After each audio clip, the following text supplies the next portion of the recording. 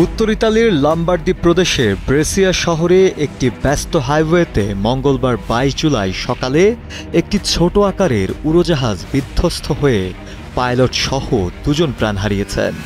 এই মর্মান্তিক দুর্ঘটনায় ঘটনাস্থলেই মৃত্যু হয় ৭৫ বছর বয়সী পাইলট সার্জিও রাগাভলিয়া এবং তার সহযাত্রী অ্যানা মারি ডি স্টেফেনের, যার বয়স ৬০ বছর ছিল। জানা গেছে তারা দুজনেই মিলানের বাসিন্দা ছিলেন। প্রত্যক্ষদর্শীরা জানিয়েছেন একটি আল্ট্রালাইট বিমান হঠাৎ করেই প্রচণ্ড গতিতে সড়কে পড়ে যায় এবং সঙ্গে সঙ্গে সেখানে আগুন ধরে যায়। সার্জিও রাভাগ্লিয়া পেশায় আইনজীবী হলেও শখের পাইলট হিসেবে তিনি নিয়মিত বিমান চালাতেন। বিমানের পতনের সময় হাইওয়েতে চলাচলকারী দুটি গাড়ি আংশিকভাবে ক্ষতিগ্রস্ত হয় এবং গাড়িগুলোর চালক আহত হন।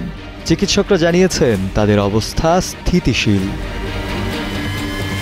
ঘটনার পরপরই সামাজিক যোগাযোগ মাধ্যমে ছড়িয়ে পড়া একটি ভিডিওতে দেখা যায় আগুন জ্বলতে থাকা বিমানটির পাশ দিয়ে দ্রুত গতিতে গাড়ি চলে যাচ্ছে। সব মশার বিরুদ্ধে সুরক্ষা দিতে এলো বসুন্ধরা এক্সট্রিম অ্যারোসল, মশার বিরুদ্ধে এক্সট্রিম সুরক্ষা।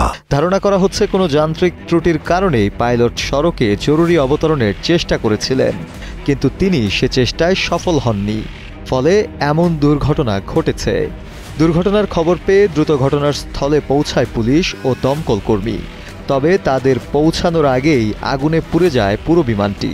ব্রেসিয়া পাবলিক প্রসিকিউটরের দপ্তর ইতিমধ্যেই তদন্ত শুরু করেছে এবং বিমানটির রক্ষণাবেক্ষণ সংক্রান্ত নথিপত্র পরীক্ষা করে দেখা হচ্ছে।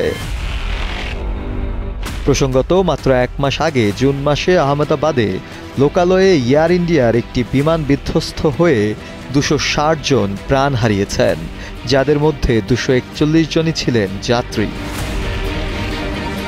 দেশেও একটি যুদ্ধ বিমান বিধ্বস্ত হয়ে মাইলস্টোন কলেজের অনেক কোমলমতি শিক্ষার্থী সহ আরও বেশ কয়েকজন প্রাণ হারিয়েছেন।